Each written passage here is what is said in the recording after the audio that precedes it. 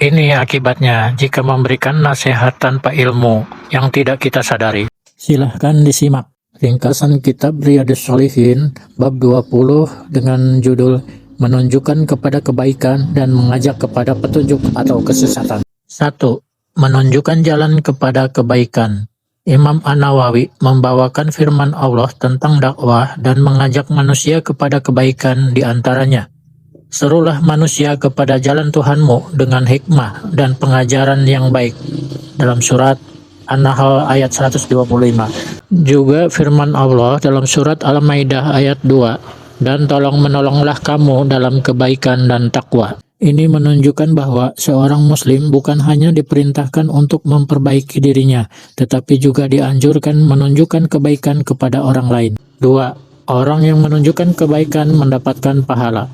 Nabi Shallallahu Alaihi Wasallam bersabda, barang siapa menunjukkan kepada suatu kebaikan, maka baginya pahala, seperti pahala orang yang mengerjakannya. Hadis riwayat Muslim. Maknanya, seorang yang mengajarkan ilmu, menunjukkan jalan menuju amal soleh, mengingatkan orang untuk sholat, bersedekah, membaca Al-Quran, menuntut ilmu atau melakukan kebaikan lainnya akan mendapatkan pahala sebagaimana pahala orang yang mengamalkannya tanpa mengurangi pahala orang tersebut. 3. Mengajak kepada petunjuk. Hadis berikutnya lebih luas lagi. Rasulullah Shallallahu Alaihi Wasallam bersabda, barang siapa mengajak kepada petunjuk, maka baginya pahala seperti pahala orang-orang yang mengikutinya, tanpa mengurangi pahala mereka sedikit pun. Hadis riwayat Muslim. Ini merupakan keutamaan besar bagi dakwah yang benar. Seseorang bisa mendapatkan aliran pahala dari orang-orang yang menerima petunjuk melalui sebab dirinya. Contohnya, seseorang mengajarkan ilmu tauhid yang benar kepada beberapa orang, kemudian mereka mengajarkannya lagi kepada orang lain dan mengamalkannya. Orang yang menjadi sebab awal dalam penyampaian ilmu tersebut mendapatkan pahala dari kebaikan yang terus dilakukan oleh orang-orang yang mengikutinya. 4. Mengajak kepada kesesatan. Hadis yang sama juga memberikan peringatan keras. Barang siapa mengajak kepada kesesatan, maka baginya dosa, seperti dosa orang-orang yang mengikutinya, tanpa mengurangi dosa mereka sedikit pun. Hadis riwayat Muslim. Ini menunjukkan bahwa seseorang tidak boleh sembarangan menyebarkan sesuatu dalam agama. Apabila seseorang menyebarkan pemikiran yang menyimpang, amalan bid'ah, atau ajaran yang bertentangan dengan Al-Quran dan As-Sunnah, kemudian orang lain mengikutinya, maka ia menanggung dosa dari kesesatan yang menjadi sebab tersebarnya melalui dirinya. 5. Dakwah harus berdasarkan ilmu.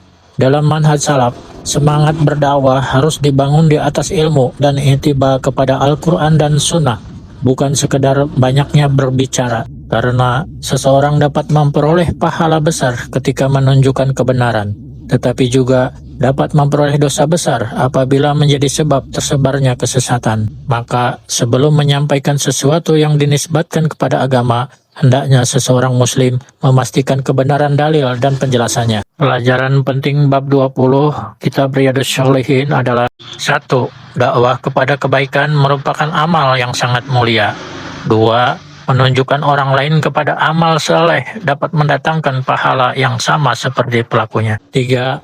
Pahala orang yang mengikuti kebaikan tidak berkurang sedikit pun, karena orang lain mendapatkan pahala sebagai sebab yang menunjukkan kebaikan tersebut.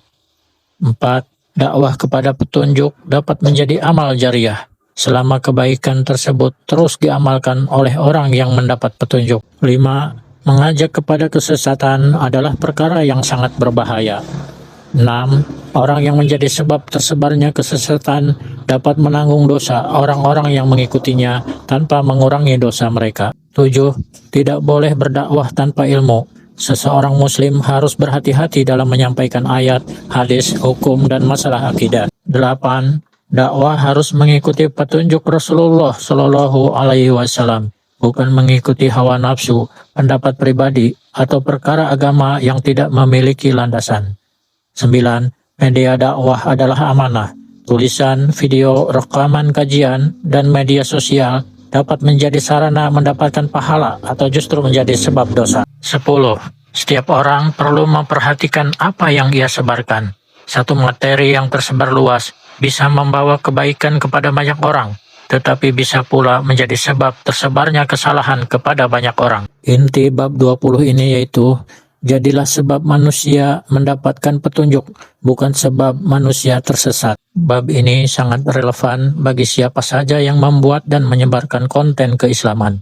Sebelum sebuah materi agama dipublikasikan, hendaknya diperiksa sumbernya dan dipastikan sesuai dengan Al-Quran dan Sunnah berdasarkan pemahaman yang benar. Semoga pembahasan ini bermanfaat dan menjadi motivasi bagi kita untuk senantiasa mengajak kepada Al-Quran dan Sunnah sesuai pemahaman salafus soleh.